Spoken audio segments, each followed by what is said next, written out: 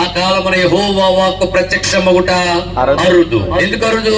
వినేవాడు ఎవడో లేడు కనుక. దేవునికి స్తోత్రం. అదే మందిరంలో చిన్ని బాలుడు సమూయేలు ఆ మధ్య ఎంటర్ అయ్యాడు.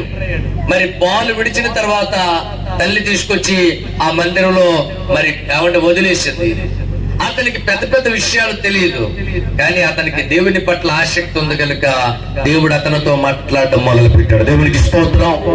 ఈ రాత్రి మనం ఎవరైనా దేవుని మాట వినాలనే ఆసక్తి మనకుంటే దేవుడు మనతో మాట్లాడగలడు. దేవునికి స్తోత్రం.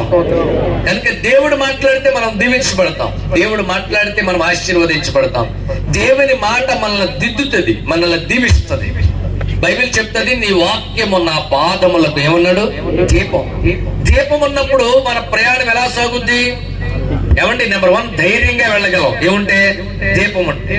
మీరు ఎంత మంచి కారు కొనుక్కున్నా లైట్ లేకపోతే ప్రయాణం ఆగిపోయినట్టే. దేవునికి స్తోత్రం. దానికి ఎంత సరుకున్నా, అది ఎంత స్పీడ్ గా వెళ్లాల్సిన పరిస్థితి ఉన్నా లైట్లు లేకపోతే ప్రయాణం సాగదు. ఎందుకంటే ఎదర ముళ్ళుందో తెలియదు, మేకుందో తెలియదు, ఎదర ఎవరున్నారో తెలియదు కనుక ఇబ్బంది అవుతుంది. కనుక మిత్రులారా, లైట్ అనేది మన దారిని క్లియర్ గా చూపిస్తుంది. దేవునికి స్తోత్రం. దేవుని వాక్యం కూడా మనం ఎరిగినట్లయితే మనకు క్లియర్ గా మనకు ఒక పిక్చర్ అర్థం అవుతుంది. నువ్వు ఎవరితో స్నేహం చేయాలో, ఎవరితో స్నేహం చేయకూడదు, ఎవరితో పెట్టుకోవాలో, ఎవరితో పెట్టుకోకూడదు, ఎవరితో కలిసి ఉండాలో, ఎవరితో కలిసి ఉండకూడదు, ఎవరితో కలిసి మనం ప్రయాణం చేయాలో, ఎవరితో కలిసి ప్రయాణం చేయకూడదు. ఏమండి, ఇలాంటి విషయాలన్నీ తేటతెల్లంగా దేవుడు చెబుతాడు మనకి. దేవునికి స్తోత్రం. ఏమండి, స్పష్టంగా తెలుస్తుంది.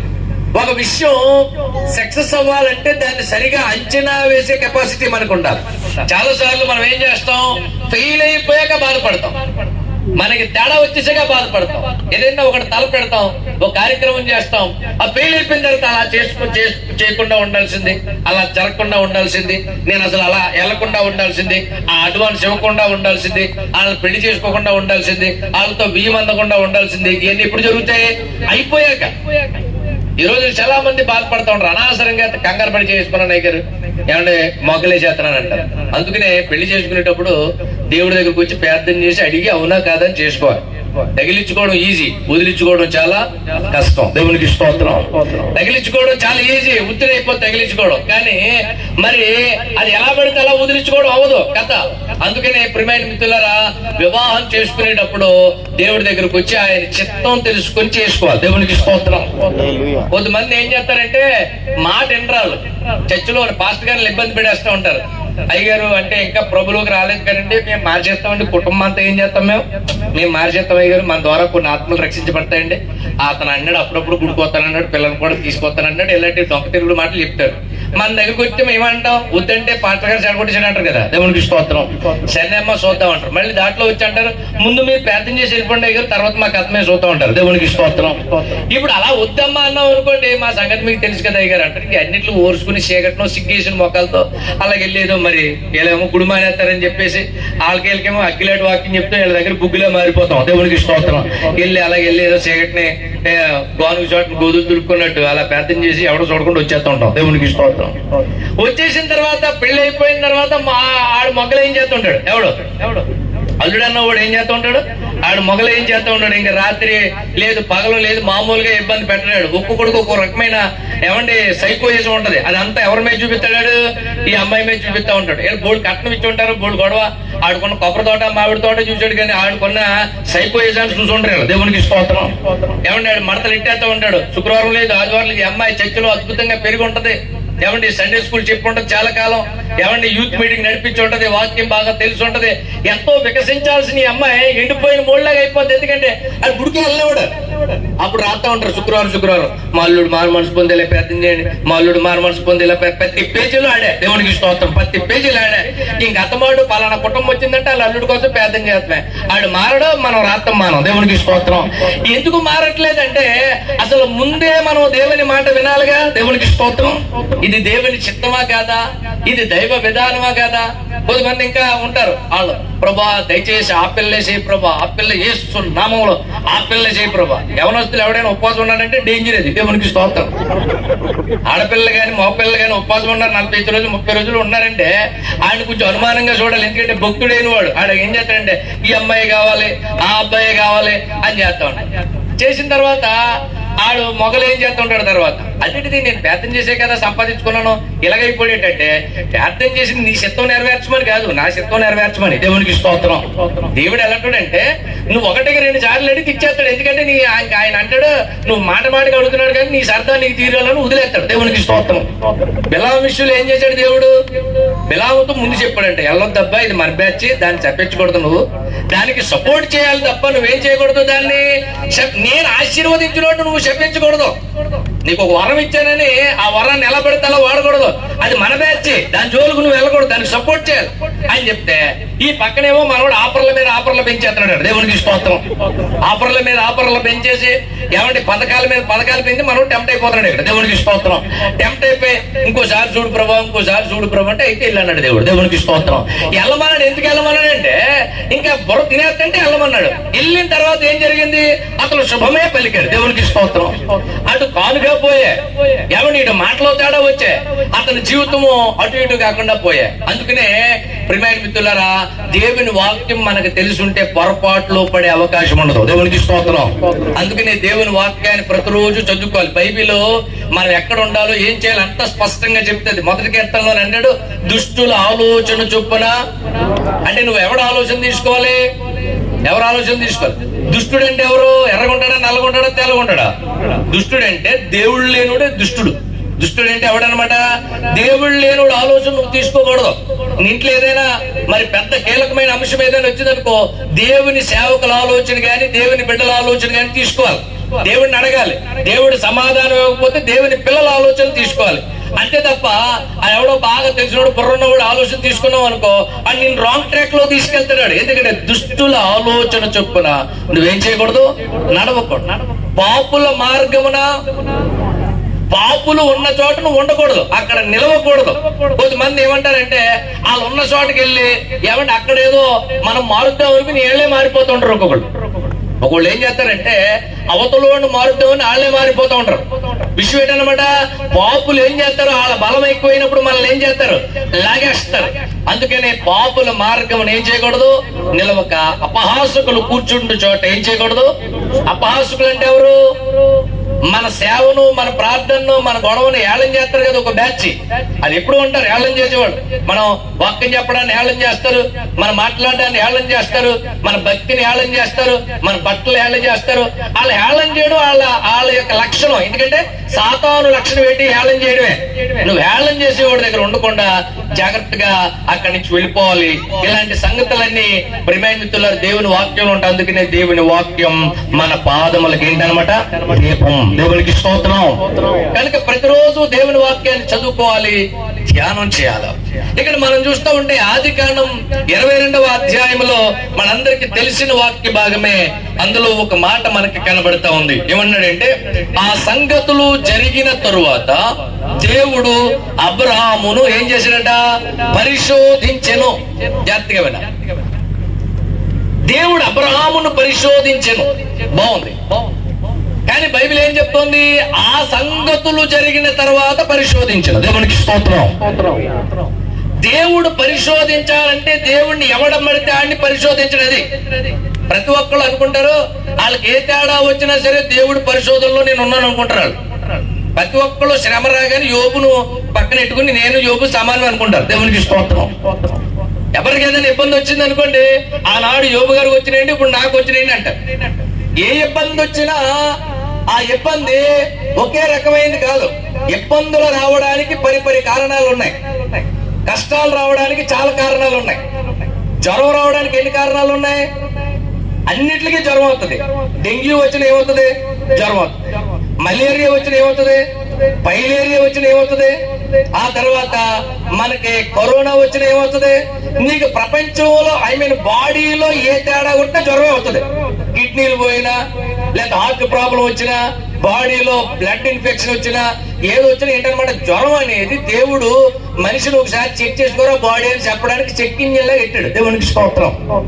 మీ కారుకి చెక్ ఇంజిన్ వచ్చిందంటే ఒకసారి ఆపేసి మొత్తం ఇంజిన్ అంతా చెక్ చేసుకో అంటారు చూసారా. అలాగే జ్వరం అనేది కూడా ఏంటనమాట, చెక్ ఇంజిన్. అందుకనే మన వాళ్ళు ఫస్ట్ ఏం చేస్తారంటే ఆర్ఎంపీ డాక్టర్ గారి దగ్గరికి వెళ్ళగానే 2 రోజులు ఈ వాటర్ రండి తర్వాత చూద్దాం అంటాడు. అంటే వైరల్ ఫీవర్ కి ఇచ్చాడు అనమాట. అది రబల్ గా తగిలితే తగ్గిపోతే నువ్వు జాగ్రత్తగా మళ్ళీ నీ బండి వేసుకుని వెళ్ళిపోతావు. ఇంకా తగ్గలేదంటే అప్పుడు బ్లడ్ టెస్ట్ చేస్తాడు. అప్పుడు స్కానర్ దగ్గరికి వెళ్తే అప్పుడు అది డెంగ్యూయా, మలేరియా, ఇంకోటో తెలుస్తుంది. దేనికి ఏ జబ్బు అయితే వచ్చిందో ఆ మందులే వాడాలి. అర్థమైందా? మలేరియా జబ్బు వచ్చింది అనుకోండి, నువ్వు ఇంకో మందులు వాడావు అనుకో, ఇడ్లీలు పోతాయి. దేవునికి స్తోత్రం. అర్థమైందా? ఏ మందు నీకు ఏ ప్రాబ్లం వచ్చిందో దానికి తగ్గ కోర్సే వాడాలి. దేవునికి స్తోత్రం. ఏది ఎక్కువైనా తేడా వచ్చేది. దేవునికి స్తోత్రం. అందుకని జ్వరం వచ్చింది కదా అని చెప్పి ఏది పడితే వేసేసుకోకూడదు. జ్వరం ఎందుకు వచ్చిందో తెలుసుకోవాలి. దేవునికి స్తోత్రం. అలాగనే మన జీవితంలో కూడా కష్టాలు వచ్చినప్పుడు, కన్నీళ్ళు వచ్చినప్పుడు, ఇబ్బందులు వచ్చినప్పుడు దానికి రీజన్ ఏంటో తెలుసుకోవాలి. దేవునికి స్తోత్రం. దానికి ఏం చేయాలన్నమాట, ఆ రీజన్ ఏంటో తెలుసుకోవాలి. ఇంకో విషయం ఏంటంటే, ఏమంటే కష్టాలు కొన్నిసార్లు దేవుని పరిశోధించినప్పుడు కూడా, ఏమంటే దేవుడు పరిశోధించినప్పుడు కూడా మన జీవితంలో కష్టాలు, శ్రమలు, ఇబ్బందులు ఏర్పడుతూ ఉంటాయి. బైబిల్ చెప్తా ఉంది, దేవుడు ఒక వ్యక్తిని పరిశోధించాలి అంటే ఆ వ్యక్తికి దేవుడు పరిశోధించే స్థాయి ఉండాలి. దేవునికి స్తోత్రం. దేవుడు అందరినీ పరిశోధించడు. ఎవరిని పరిశోధిస్తాడనమాట, ఆ స్థాయి కలిగిన వారినే పరిశోధిస్తాడు. ప్రియమైన మిత్రులారా, మీరు చూడండి, ఇప్పుడు మనం ఉన్నాం అనుకోండి, ఐఏఎస్ నేను రాసేస్తాను సార్ అని వెళ్తే మనల్ని కూర్చోబెడతారు లోపల. నేను నీట్ రాస్తాను సార్ అంటే మనల్ని కూర్చోబెడతారు లోపల. దానికి అర్హత ఉన్నప్పుడే మనల్ని ఆ పరీక్ష వాళ్ళు కూర్చోబెడతారు. దేవునికి స్తోత్రం. దేవుడు పరిశోధించాలన్నా ఒక స్థాయి ఉండాలి. దేవునికి స్తోత్రం. అబ్రహాం అనే మనుషుని గురించి ఎవరి మనకు కనబడుతూ ఉంది. ఆ సంగతులు జరిగిన తర్వాత దేవుడు అబ్రహాముని పరిశోధించాడు. దేవునికి స్తోత్రం. దేవుడు పరిశోధించే స్థాయిలోనికి మనం వెళ్ళామంటే అర్థం ఏంటో తెలుసా, అక్కడ ఇక మనకి ప్రమోషన్ ఉందని లెక్క. దేవునికి స్తోత్రం. మీరు చూడండి, ఐఏఎస్ లో కానీ పెద్ద పెద్ద జాబుల్లో ముందు ఏముంటదంటే, ప్రియమైన మిత్రులారా, ఎంట్రన్స్ టెస్ట్ ఒకటి ఉంటది. ఏమండి, మెయిన్స్ అని, ప్రిలిమ్స్ అని, ఇంటర్వ్యూలు ఉంటాయి. ఈ ఇంటర్వ్యూ కూడా అయిపోతే ఆ తర్వాత అతనికి ఏముంటది అనమాట, అద్భుతమైన జాబ్ ఉంటది. దేవునికి స్తోత్రం. అక్కడ దాకా వెళ్ళడం చాలా కష్టతరమైన పరిస్థితి. బైబిల్ చెప్తా ఉంది, దేవుడు అబ్రహాము ఏం చేశాడట, పరిశోధించాడు. పరిశోధించడానికి గల కారణం ఏంటి, అద్భుతమైన ఆశీర్వాదం ఇద్దామని. దేవుడికి స్తోత్రం. అద్భుతమైన దీవెన ఇద్దామని, అద్భుతంగా అతన్ని ఆశీర్వదిద్దామని దేవుడు పరిశోధన చేశాడు. బైబిల్ చెప్తా ఉంది, ఎప్పుడు పరిశోధన చేశాడట, ఆ సంగతులు జరిగిన తర్వాత పరిశోధించాడు. దేవుడికి స్తోత్రం. దేవుడు మన జీవితంలో కూడా మనల్ని ఆశీర్వదించాలంటే మనల్ని పరిశోధించిన తర్వాతే మనకి ఆశీర్వాదం ఇస్తాడు. దేవునికి స్తోత్రం. మనల్ని ఏం చేసిన తర్వాత, పరిశోధించిన తర్వాత దేవుడు ఆశీర్వదిస్తాడు. జాగ్రత్తగా వినండి. ఆశీర్వాదం 2 రకాలు. ఒకటి సాదా సీదాగా మన జీవితంలో జరిగే ఆశీర్వాదాలు. రెండోది దేవుని చిత్తం మన జీవితంలో జరగడానికి దేవుడు మన కోసం ఏర్పాటు చేసిన అద్భుతమైన ఆశీర్వాదం ఉంటది. అది అసలైన ఆశీర్వాదం. నేను చెప్పే మాట మీకు అర్థం అవ్వాలంటే, ఇశ్రాయేలీలు ఐగుప్తు దేశం నుంచి కనాను వరకు ప్రయాణం చేశారు. కనానులో దేవుడు, కనానికి వెళ్లే మార్గంలో దేవుడు ఎన్నో అద్భుతాలు చేశాడు. ఎర్ర సముద్రాన్ని ఏం చేశాడు, వాయులు చేశాడు. మన్నాన్ని ఏం చేశాడు, కురిపించాడు. మారాన్ని ఏం చేశాడు, మధురంగా మార్చాడు. పగలు మెఘస్తంభంగా ఉన్నాడు, రాత్రి అగ్నిస్తంభంగా ఉన్నాడు. 1 కాదు 2 కాదు, బండలో నుంచి నీళ్లు రప్పించాడు. చాలా గొప్ప గొప్ప కార్యాలు చేశాడు. ఇవన్నీ అద్భుతాలే, కానీ ఇవి ఇశ్రాయేలీల కోసం ఏర్పాటు చేసిన అద్భుతాలు కాదు, దారిలో జరిగిన అద్భుతాలు. దేవునికి స్తోత్రం. ఇశ్రాయేలీల కోసం దేవుడు ఏర్పాటు చేసిన అద్భుతం ఏంటి, కనాను చేరడం. దేవునికి స్తోత్రం. ఎక్కడికి చేరడం, కనాను చేరడం. కనానులో స్వాస్థ్యం పొందడం అనేది నిజమైన ఆశీర్వాదం. దేవునికి స్తోత్రం. మన జీవితంలో కూడా దేవుడు చాలా అద్భుతాలు చేస్తాడు. జ్వరాలు తగ్గుతూ ఉంటాయి, జబ్బులు పోతూ ఉంటాయి, ఉద్యోగాలు వస్తూ ఉంటాయి, పెళ్లిళ్ళు అవుతూ ఉంటాయి, ఇల్లు కట్టుకుంటూ ఉంటాం, కొన్నిసార్లు లాభం వస్తూ ఉంటది. ఇవన్నీ చూసి మన దేవుడు నా జీవితంలో గొప్ప కార్యాలు చేశాడని చెప్పుకుంటూ ఉంటాం. మంచిదే. అయితే విషయం ఏంటంటే, ఇవి నీ జీవితంలో దేవుడు నీ కోసం ఏర్పాటు చేసిన ఆశీర్వాదం కాదు. నీ కోసం దేవుడు పర్టికులర్ గా ఒక అద్భుతమైన కార్యాన్ని నీ కోసం సిద్ధం చేశాడు. దేవునికి స్తోత్రం. దానిని మనం చెప్పుకోవాలంటే కనాను ఆశీర్వాదం అని చెప్పొచ్చు. దేవునికి స్తోత్రం. ఏ ఆశీర్వాదం అని చెప్పొచ్చు, కనాను ఆశీర్వాదం. నువ్వు దారిలో చిన్న చిన్న అద్భుతాలు పొందేసి దేవుడేదో చేసేసాడని నువ్వు కింద మీద అయిపోవడం కాదు, ఆ ఆశీర్వాదం పొందుకోవాలి. దేవునికి స్తోత్రం. ఈ ఆశీర్వాదం కనాను ఆశీర్వాదాన్ని సంపాదించాలి. దేవుడు ప్రతి వారిని గూర్చి కూడా ఒక ఉద్దేశాన్ని కలిగి ఉన్నాడు. నిన్ను గూర్చి ఒక ఉద్దేశం, నన్ను గూర్చి ఒక ఉద్దేశం. నాకు ఒకలాంటి ఆశీర్వాదాన్ని ప్లాన్ చేశాడు ఆయన, నీకు ఒకలాంటి ఆశీర్వాదాన్ని ప్లాన్ చేశాడు ఆయన. ఆ ఆశీర్వాదంలో ప్రవేశించడమే గొప్ప దీవెన. దేవునికి స్తోత్రం. కొంతమంది ఉంటారు దారిలోనే చచ్చిపోతారు. ఇప్పుడు చూడండి, ఇశ్రాయేలులో కనాను చేతులు ఎవరు కాలేబు, మిగతా వాళ్ళందరూ బయలుదేరారు. వాళ్ళు ఏం చేశారు తెలుసా? ఎర్ర సముద్రం దాటారు. చాలు వాళ్ళు బతుకు అనుకున్నా చచ్చిపోయారు అంతే. దేవునికి స్తోత్రం. మన్నా తిన్నారు. చాలు ఈ జీవితానికి మన్నా ఎవడు తిన్నాడు ప్రపంచంలో? నేనే తిన్నాను, ఆడు చచ్చిపోయాడు. ఇలాగ దారిలో దేవుడు వాళ్ళకి ప్లాన్ చేసిన ఆశీర్వాదాలు చూసిన వారు కాదు. చాలా మంది క్రైస్తవులు వాళ్ళు అద్భుతాలు పొందుతున్నారు, కానీ వాళ్ళకి తెలియని సంగతి ఏంటంటే ఈ అద్భుతాలు నీ జీవితంలో నికరం కాదు, దేవుడు నీ కోసం సిద్ధం చేసిన ఆశీర్వాదం ఒకటి ఉంది. దేవునికి స్తోత్రం. దేవుడు నీ కోసం ఏర్పాటు చేసిన దీవెన ఒకటి ఉంది. అది పొందుకున్నవాడు ధన్యుడు. ప్రియమైన మిత్రులారా, బైబిల్లో మనం చూస్తూ ఉంటే దావీదు ఉన్నాడు. దావీదు గొర్రెల దొడ్లో ఉన్నాడు. దావీదుకి దేవుడు ఒక విషయం అనుకున్నాడు. ఏంటంటే ఇతను ఏం చేయాలి? చక్రవర్తిని చేయాలనుకున్నాడు. చక్రవర్తి అయ్యాడు అతడు. దేవునికి స్తోత్రం. అసలు సంబంధం లేని డిపార్ట్మెంట్ లోంచి పెరిగి పెరిగి పెరిగి అతడు 12 గోత్రాల మీద ఏమయ్యాడు అనమాట. ఏమండి? చక్రవర్తి అయ్యాడు. అప్పుడు అతడు దేవుడు చెప్పిన ఆశీర్వాదంలోనికి వచ్చినట్లు లెక్క. దేవునికి స్తోత్రం. ఈ రాత్రి నా ప్రశ్న ఏంటంటే, నువ్వు కనాను ఆశీర్వాదాన్ని పొందుకున్నావా? దేవుడు నీతో చెప్పింది కానీ, నీ పితరులతో చెప్పింది కానీ నీ జీవితంలో నెరవేరిందా? నువ్వు పొందుకున్నావా? అలా పొందుకోవాలి. ఆ కనాను ఆశీర్వాదాన్ని పొందుకోవాలంటే ఖచ్చితంగా ఎవడైనా పరిశోధించబడిన తర్వాతే ఆశీర్వాదంలోకి ప్రవేశిస్తాడు. దేవునికి స్తోత్రం. మరి ఆ పరిశోధించబడాలంటే ఏం చేయాలన్నమాట? కొన్ని అర్హతలు ఉండాలి. ఆ సంగతులు మన జీవితంలో జరిగి తీరాలి. దేవునికి స్తోత్రం. ఏం జరగాలన్నమాట? ఆ సంగతి. ఏ సంగతి లేకుండా అడ్డం వెళ్ళిపోతారంటే పని అవుతుంది. ఇక్కడ ఆ సంగతులు జరగాలి. దేవునికి స్తోత్రం. అబ్రహాము, ప్రియమైన మిత్రులారా, జూనియర్ ఏమీ కాదు. 12వ అధ్యాయంలో దేవుడు దర్శించాడు అతన్ని. మనం ఎన్నో అధ్యాయంలోకి వచ్చాం? 22వ అధ్యాయంలోకి వచ్చాం. 10 అధ్యాయాల చరిత్ర కలిగిన ప్రియమైన మిత్రులారా కార్యం అబ్రహాము జీవితంలో జరిగింది. అతను 75వ సంవత్సరంలో దేవుని మాట విన్నాడు. సుమారు 100 సంవత్సరాలు పైబడిన తర్వాత ఏమండి ఇప్పుడు అతన్ని దేవుడు పరిశోధిస్తున్నాడు. దేవునికి స్తోత్రం. ఈ మధ్య కాలంలో దేవుడికి తనకి మధ్య ఎన్నో కార్యాలు జరిగినాయి. ఎంతో భక్తి చేశాడు అబ్రహాం. దేవుడి దగ్గర నుంచి ఎన్నో విషయాలు పొందుకున్నాడు అబ్రహాం. ఎంతో ఎదిగిన వాడు అబ్రహాం. ఎదిగిన తర్వాత దేవుడు అతనిని పరిశోధిస్తూ మొదలు పెట్టాడు. దేవునికి స్తోత్రం. మరి మన జీవితంలో కూడా మనం చాలా సార్లు మనం అనుకుంటాం, మరి దేవుడు నా జీవితంలో చాలా గొప్ప కార్యాలు చేసిన ఇవి చెప్తూ ఉంటాం. అది కాదు, నీ జీవితంలో కనాను ఆశీర్వాదంలోనికి ప్రవేశించడానికి సిద్ధపడాలి. దేవునికి స్తోత్రం. ఆ సిద్ధపాటులో భాగంగా ఏం చేయాలన్నమాట? ఆ సంగతులు మనలో ఏమవ్వాలన్నమాట? జరిగి తీరాలి. దేవునికి స్తోత్రం. ఏంటి అబ్రహాము? ఏమండి, దేవుడు అబ్రహాము జీవితంలో ఎన్నో సంగతులు జరిగాయి. నేను చెప్పేది ఏంటంటే దేవుడికి అబ్రహాముకి మధ్య జరిగిన సంగతులు. దేవునికి స్తోత్రం. దేవుడికి ఎవరికి? అబ్రహాముకి జరిగిన సంగతి. దేవుడికి అబ్రహాముకి జరిగిన సంగతులు కోకళ్ళు. అయితే 1-2 మచ్చికి నేను చెప్పి ఏమంటే త్వరగా నా మాటలు ముగించడానికి ఇష్టపడతాను. ఎందుకంటే జస్ట్ హింట్ మాత్రం ఇస్తాను, అక్కడి నుంచి మీరు దాన్ని ఆలోచించుకుని ముందుకు వెళ్ళిపోవడమే. దేవునికి స్తోత్రం.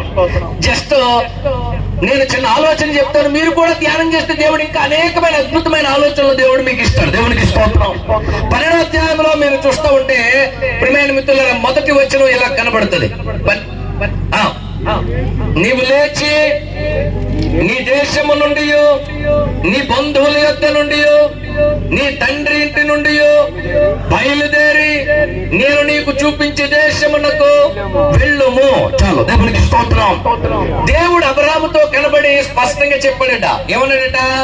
నీవు లేచి ఏం చేయాలి? నీవు లేచి నీ తండ్రి ఇంటిని, నీ బంధువులను, నీ దేశమును విడిచి నేను చూపించే దేశానికి ఏం చేయాలి? వెళ్ళాలి. దేవునికి స్తోత్రం.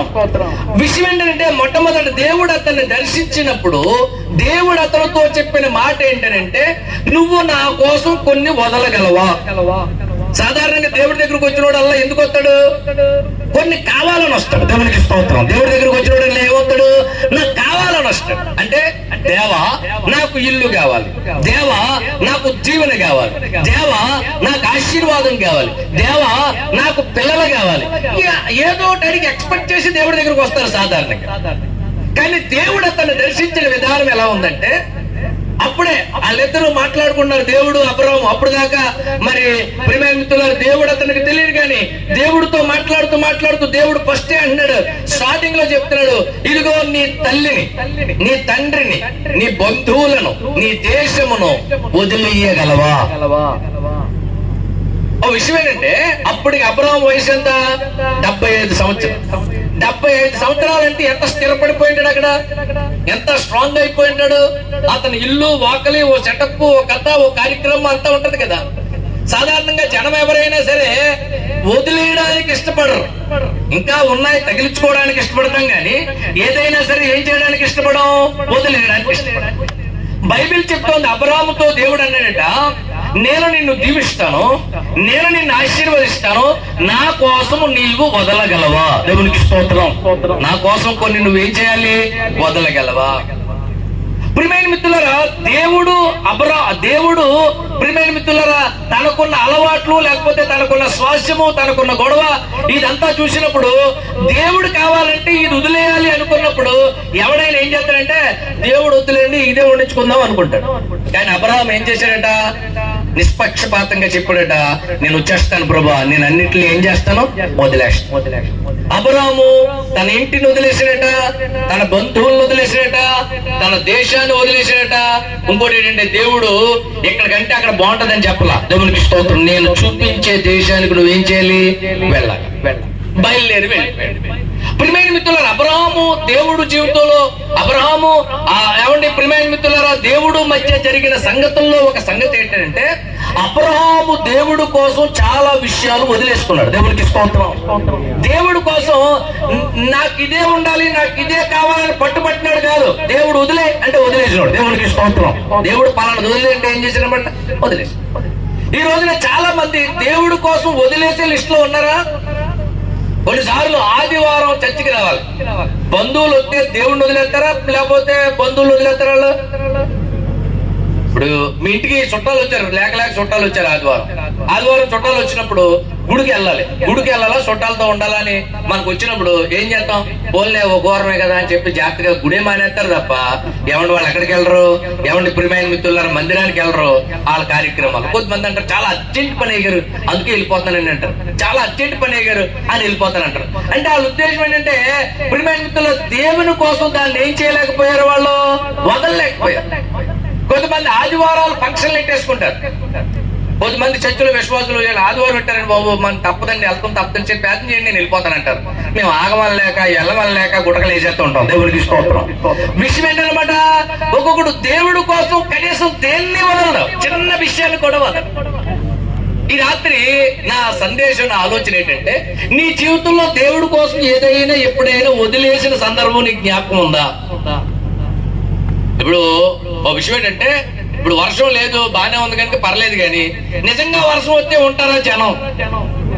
ఏమంటే ముందు పారిపోయేది ఎవరంటే, ఏమంటే గట్టి మాట్లాడే వాళ్ళు ముందు పారిపోతారు. దేవునికి స్తోత్రం.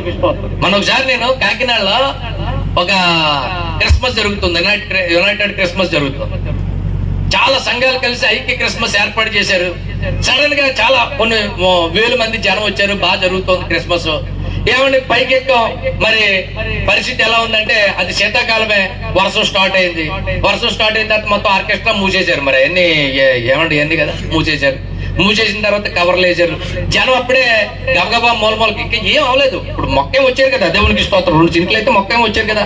ఆల్రెడీ బోల్డ్ సార్లు తడిసిపోయిన సందర్భాలు మనకు ఉన్నాయి. దేవునికి స్తోత్రం. కానీ చర్చలోకి వచ్చారు, కంగారు వచ్చేద్దాం. దేవునికి స్తోత్రం.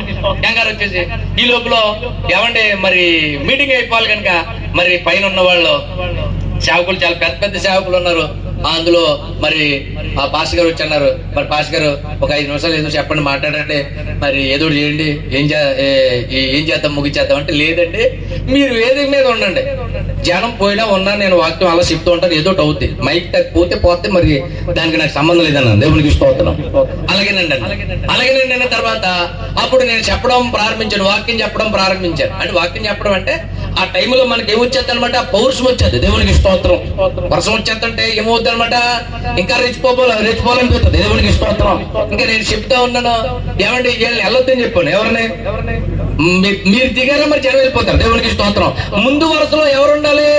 సేవకులే ఉండాలి. ఏదైనా ఎప్పుడైనా తేడా వచ్చినప్పుడు, ఇప్పుడు వర్షం వస్తుంది అనుకోండి, ఇంటి పరిస్థితుల్లో సేవకులు డయ్యాసి దిక్కకూడదు. దేవునికి స్తోత్రం. బరి మీదకి వెళ్ళిన తర్వాత కోడి పుంజు పొడాలు కానీ పారిపోకూడదు. దేవునికి స్తోత్రం. విశ్వాసులు ఏమండి ఎందుకు పారిపోతారో, సేవకులు పారిపోతే పారిపోతారు. అలా పారిపోయకుండా ఉంటే గుడికి అసలు మీటింగ్ రాకూడదు. దేవునికి స్తోత్రం. వస్తే పారిపోకూడదు. దేవునికి స్తోత్రం. అంతా చెప్పని మీరు ఎవరో దిక్కకూడదంటే వాళ్ళు ఎవరో దిగలేదు, అలా ఉన్నారు. నేను వాక్యం చెప్తున్నాను, నాకేమో గుడి వేసుకుని గాయలా, నేనేమో వర్షంలో అటు ఇటు నడుపుతున్నాను, ఎందుకంటే తడిసిపోతుందని ఈయన గుడి కట్టుకుని నా కూడా ఎలా తిరుగుతున్నాడు. దేవునికి స్తోత్రం.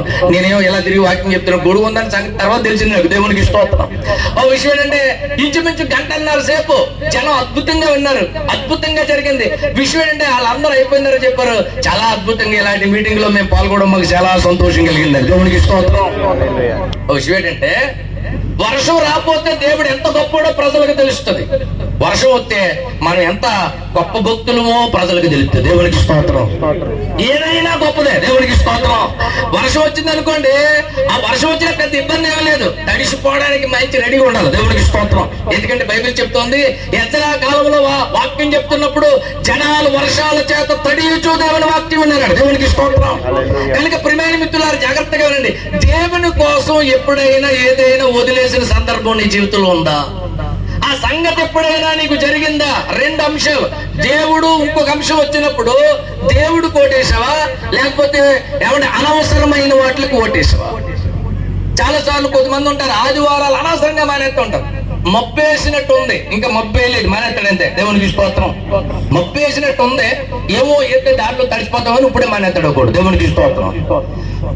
ఆ చర్చిలో రేకులు వేడొచ్చేస్తున్నాయి, ఎందుకంటే ఈ మధ్య ఏసీ వేయించాడు మనోడు, అందుకని ఈ చర్చి బాగా ఉడుకొచ్చేస్తుంది మధ్య. దేవునికి స్తోత్రం. అలా మానేస్తాడు. ఇంకొకడు ప్రియమైన మిత్రులు ఇంకో అంటే దేవుడు అనే అంశం వాళ్ళ దృష్టిలో చాలా చులకన, చాలా తేలిక. ఎందుకు తేలికైపోయింది? అది ఎంత గొప్పదో తెలియదు. కానీ ఎప్పుడైనా ఏది వదిలేస్తాం? 2 మన దగ్గర ఉన్నప్పుడు ఏది చులకన అనిపిస్తే దాన్ని వదిలేస్తాం. 2 వదిలేయాలనుకున్నప్పుడు మనం ఏది తేలికైందైతే అది వదిలేస్తాం. నీ దృష్టిలో ఏది గొప్పదైతే దాన్ని ఉంచుకుంటాం. ఇప్పుడు మనల్ని పిలిచి బంగారం బిస్కెట్ ఇచ్చి డైరీ మిల్క్ సిల్క్ ఇస్తే ఏది కోరుకుంటారు? బంగారం బిస్కెట్ కావాలా, లేకపోతే డైరీ మిల్క్ సిల్క్ కావాలంటే ఏ కోరుకుంటాడు? ఎవడైనా బంగారం బిస్కెటే కోరుకుంటాడు. అలాగే ఉండి ఎల్కేజీ పిల్లల్ని తీసుకొచ్చి నీకు బంగారం బిస్కెట్ కావాలా, లేకపోతే డైరీ మిల్క్ సిల్క్ కావాలంటే సిల్కే కోరుకుంటాడు. దేవునికి స్తోత్రం. ఎందుకనమాట ఆడి కథ అంతే. ఆడు దృష్టిలో డైరీ మిల్క్ సిల్కే గొప్పది. దేవునికి స్తోత్రం. దేవుణ్ణి ఎవడు వదిలేస్తాడు? దేవుని కోసం అవగాహన లేనోడు వదిలేస్తాడు. దేవుణ్ణి ఎవడు తక్కువగా తలుస్తాడు? దేవుని మీద అవగాహన లేనోడు తక్కువగా తలుస్తాడు. అబ్రహాము దేవుని గురించి అవగాహన కలిగినోడు కనుక, ప్రభువా అవసరమైతే నీ కోసం అన్ని ఏం చేస్తాను, నేను వదిలేస్తాను. బైబిల్లో భక్తులు చాలా వదిలేశారు. మీరు చూడండి, అపోస్తలుడైన పౌలు అంటాడు, నేను క్రీస్తుని సంపాదించుకునే కొరకు నాకేవేవి లాభకరములో వాటన్నిటినీ ఏం చేశాను? పెంటగా ఎంచుకున్నాను అంటాడు. పెంటగా అంటే ఇంకా దాని జోలికి నేను వెళ్ళను, అలా పడేశాను అంటాడు. ఇప్పుడు పెంటగా ఎంచుకోవడం అంటే, ఇప్పుడు మీరు ఇష్టపడి ఐస్ క్రీమ్ కొనుక్కున్నారు, అది డ్రైనేజీలో పడిపోయింది అనుకోండి, ఎవడు చూతలేదని తినేస్తాడు ఎవడైనా ప్రపంచంలో? అలా తినేసేవాడు ఎవడైనా ఉంటాడా? అలాగట పౌలు అన్నాడు, నాకన్నీ లాభకరాలే, వాటన్నిటినీ నేనేం చేశాను? పెంటతో సమానంగా ఎంచుకున్నాను, ఇంకా దాని జోలికి నేను వెళ్ళను. ఎందుకు వెళ్ళను పౌలు అంటే, క్రీస్తుని సంపాదించుకుందామని. దేవునికి స్తోత్రం. క్రీస్తుని సంపాదించుకుందాం అంటే అర్థం ఏంటనమాట? క్రీస్తు చాలా విలువైనోడు కనుక నేను అన్ని వదిలేస్తాను. నేను ఎవరిని సంపాదించుకుంటాను? క్రీస్తుని సంపాదించుకుంటాను. దేవునికి స్తోత్రం. ఈ రాత్రి ప్రియమైన మిత్రులారా, ప్రియమైన సంఘమా, మనం తెలుసుకోవాల్సింది ఏంటంటే, మనం అవసరమైతే దేవుని కోసం కొన్ని ఏం చేయాలన్నమాట? వదిలేసుకోగలగాలి. దేవునికి స్తోత్రం. కొన్ని ఏం చేయగలగాలి? వదిలేసుకోగలగాలి. కొన్నిసార్లు జనం గుడికి వస్తారు, కానీ క్రమంగా రారు, టయానికి రారు. మన జనం ఎలా అవుతారంటే, వర్షం అయితే వచ్చి పోద్ది, దబదబ కురిసేసి పోద్ది. మొసాబు అలా రాదు, 2 చినుకులు పడతాయి, తర్వాత తగ్గిపోయింది అనుకోండి, మళ్ళీ 2 చినుకులు వస్తాయి, తగ్గిపోయింది అనుకోండి, మళ్ళీ 2 చినుకులు. మనకు కూడా జనం ఎలాగొస్తారు, ఒక ఇద్దరు వస్తారు, ఆ మూల కూర్చుంటారు, వాళ్ళిద్దరు. మనం పాట పాడుతూ ఉంటాం, ఈ లోపల ఇంకో ఇద్దరు వస్తారు, ఆ మూల కూర్చుంటారు. ఇది వాస్తు, ఈ పక్క నుంచి పడవలు ఇసిపోద్ది అన్నట్టు దేవునికి స్తోత్రం. వచ్చాడు మళ్ళీ ఈ పక్కన కూర్చోడు, మళ్ళీ ఆడెక్కడో కూర్చుంటాడు, ఎక్కడో కూర్చుంటాడు, ఎక్కడో కూర్చుంటాడు. వీళ్ళందరూ కొడుకు గింజలు వేసినట్టు అక్కడో ఇద్దరు, అక్కడో ఇద్దరు, అక్కడో ఇద్దరు, అక్కడో ఇద్దరు. మళ్ళీ మనకు భయం ఏంటంటే మధ్యలో ఒకళ్ళు లేచాడు, మంచి లేచాడా పోతానికి లేచాడు అనుమానం మనకి. దేవునికి స్తోత్రం. విషయం ఏంటనమాట, ప్రియమైన మిత్రులు, ఇలా ఆరాధన అయ్యేదాకా ఏం చేస్తూ ఉంటారు, అలా వద్దనే ఉంటారు. పాస్టర్ గారు ప్రసంగం చేసినప్పుడు కూడా ఒక ఆయన అయితే ఏమంటే సరాసరి కొన్ని వచ్చినోడు సిక్కేసి వెనకాల కూర్చోవాలి కదా, రయ్యమని ముందుకు వచ్చేస్తాడు. దేవునికి స్తోత్రం. వచ్చేసినప్పుడు మనమే దారి తప్పేస్తాం. మొదటి ప్లాట్ఫారం మీదకి రావాల్సిన ట్రైన్ 2వ ప్లాట్ఫారం మీద పోతుంది. దేవునికి స్తోత్రం. ఎందుకంటే డిస్టర్బెన్స్ కదా.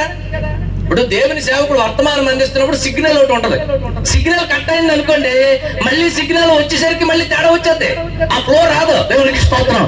అందుకనే ప్రియమైన మిత్రులారా ఏం చేయాలన్నమాట, నువ్వు జాగ్రత్తగా ఏం చేయాలి, ఏమంటే దేవుని వాక్యాలు విన్నప్పుడు శ్రద్ధగా వినాలి. ముఖ్యంగా ముందు కూర్చున్న వాళ్ళు జాగ్రత్తగా కూర్చోవాలి. ముందు వరుసలో ఉన్న వాళ్ళు ఏం చేయాలి, మిమ్మల్ని బట్టే కథ నడుస్తుంది. దేవునికి స్తోత్రం. ముందు వరుసలో యుద్ధం చేసేవాడు సరైనోడు ఉండాలి, లేకపోతే ఏమంటే ఉరియాలాగా చచ్చిపోతారు. దేవునికి స్తోత్రం. ముందు వరుసలో యుద్ధం చేసేవాడు ఎలాంటి ఉండాలి, ఏమంటే మంచి యుద్ధం చేయడానికి నేర్పరై ఉండాలి. వాక్యం వినేవాళ్ళు శ్రద్ధ కలిగిన వాళ్ళు ముందు కూర్చోవాలి, నిద్రపోయేవాళ్ళు ముందు కూర్చోకూడదు. దేవునికి స్తోత్రం. ఒకడు పని కట్టుకుని ముందు కూర్చొని నిద్రపోతుంటాడు. దేవునికి స్తోత్రం. వాళ్ళు ఏం అనలేము. దేవునికి స్తోత్రం. ఏమి చేయలేము, ముందు కూర్చొని నిద్రపోతుంటారు. ముందు కూర్చొని నిద్రపోకూడదు. ప్రియమైన మిత్రులు కొంతమంది ఉంటారు, వాళ్ళు ఏం చేస్తారంటే మరి వాక్యం చెప్పే పాస్టర్ గారికి కూడా మంచినీళ్ళు అవ్వగానే ఆయనకి ఏమంటే 33 సార్లు ఎక్కుతాడు. దేనికోసం?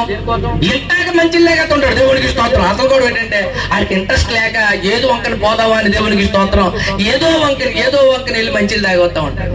ఓ విషయం ఏంటంటే ప్రియమైన మిత్రులారా, ఇలాంటి చిన్న చిన్న విషయాలైనా దేవుడి సన్నిధిలో వదిలేయాలి. దేవునికి స్తోత్రం. క్రమంగా దేవుడి మందిరానికి రావాలనుకోవాలి. ప్రార్థన చేసినప్పుడు ఏం చేయాలి, ఖచ్చితంగా మోకరించాలా. మోకరించి ఏం చేయాలన్నమాట, ప్రార్థన చేసుకోవాలా. ప్రార్థన చేసినప్పుడు కళ్ళు మూసుకోవాలా. కానుక ఇవ్వడం పిల్లలకు నేర్పించాలా. ప్రియమైన మిత్రుల అనవసరమైన కల్చర్ మానేయాలా. ఏమంటే ప్రియమైన మిత్రులారా, క్రీస్తు విషయమై నాగరికలమై ఉండాలి. దేవునికి స్తోత్రం. క్రీస్తు విషయమై అనాగరికలుగా మనం ఉండకూడదు. అబ్రహాం అట తన జీవితంలో ఏమంటే ఎప్పుడు దేవుడికి ఫస్ట్ ప్లేసే. దేవునికి స్తోత్రం. దేవుడు ఎప్పుడైనా వదిలే అని చెప్పాడంటే ఆ మాటకి ఇంకా తిరగలేదు. నాట్ ఓన్లీ దట్, ఇది వదిలేయడమే కాదు, అబ్రాము కొంతకాలం గడిచిన తర్వాత దేవుడితో సంబంధం లేకుండా ఓ పెళ్లి చేసుకున్నాడు. మనందరికీ తెలుసు. హాగర్ని ఏం చేశాడు, ఆయన పెళ్లి చేసుకున్నాడు. హాగర్ని పెళ్లి చేసుకున్న తర్వాత ఇంట్లో గొడవలు వచ్చినాయి. చాలా సార్లు మన సమస్యలకు కారణం ఎవరవుతారు, మనమే అవుతాం. మనమే ఆ సమస్యలు సృష్టించుకుని ఇబ్బందులు వచ్చాక దేవుడి దగ్గరికి వెళ్తాం. మన వాళ్ళు అంటారు కదా, చేతులకి వెళ్ళక ఏం పట్టుకుంటాం, ఆకులు పట్టు. మనమేమో సొంత నిర్ణయాలు తీసేసుకుంటాం, మనకి నచ్చిన నిర్ణయాలు తీసేసుకుంటాం. నచ్చిన నిర్ణయాలు తీసుకున్నప్పుడు నచ్చిన రిజల్ట్ అవుతుంది. రిజల్ట్ చూసి మనం బొంబేలు ఎత్తిపోతూ ఉంటాం. అబ్రహాము కూడా ప్రియమైన మిత్రులారా నిర్ణయం చేసుకున్నాడు. ఏం చేద్దాం అనుకున్నాడంటే ఆగర్ని ఏం చేద్దాం అనుకున్నాడు, పెళ్లి చేసుకుందాం అనుకున్నాడు. ప్రియమైన మిత్రులారా, ఆగర్ని పెళ్లి చేసుకునేటప్పుడు దేవుడిని అడిగాడా, ప్రభువా ఈ సంబంధం చేసుకోమంటారా వద్దంటారా అని అడిగాడా? ఆ రోజు అందరికి చాలా బాగుంది. ఆ ఆగర్తో సంబంధం చేసుకోవడం అందరికీ అనుకూలంగా. శారమ్మ చెప్పిందంటే వన్ ఫైన్ మార్నింగ్, అబ్రహం గారు మరి మీరు మీ సంతానం అన్నాడు కానీ దేవుడు నీ సంతానం అబ్రహం సంతానం అన్నాడు, శారమ్మ సంతానం అన్నాడా, నీ సంతానం అన్నాడు కనుక ఒక మంచి మాట ఏంటంటే, నీకు ఒక సంబంధం చూస్తాను, నువ్వు పెళ్లి చేసుకుంటే మళ్ళీ పిల్లలు పుడతారు. ఆ సంతానం కూడా ఎవరి సంతానం, అబ్రహం సంతానమే కదా అంటే మనోడికి కూడా అది కూడా నచ్చింది. దేవుడికి స్తోత్రం.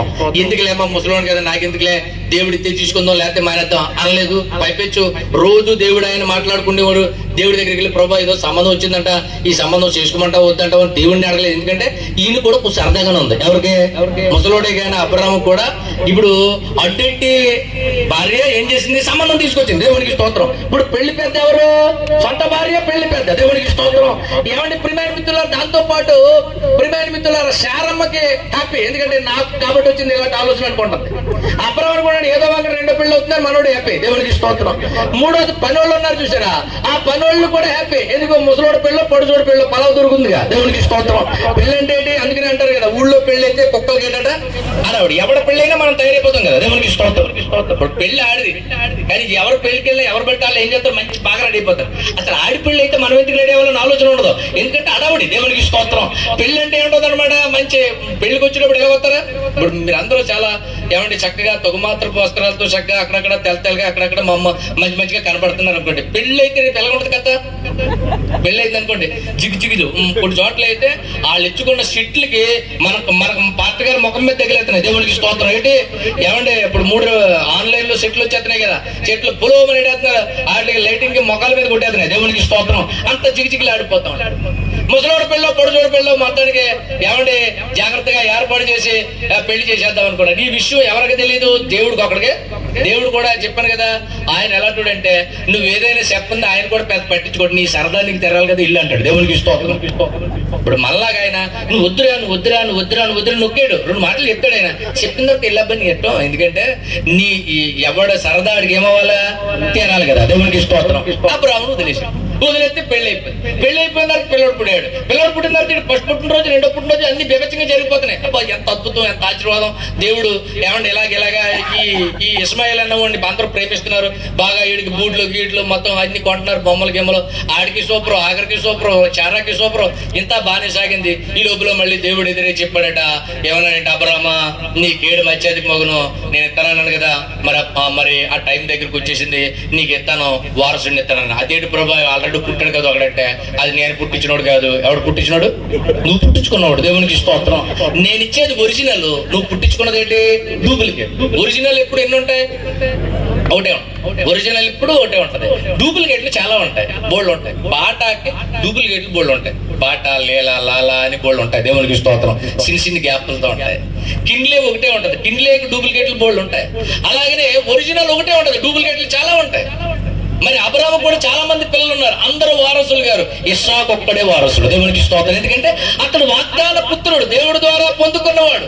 ఏమంటే నేను ఇచ్చేస్తానంటే మరి తప్పదు కదా, దేవుడు ఇచ్చాడు. ప్రియమైన మిత్రులారా, ఇచ్చిన తర్వాత ప్రియమైన మిత్రులారా పిల్లోడు పుట్టాక తేడాలు వచ్చేసినాయి.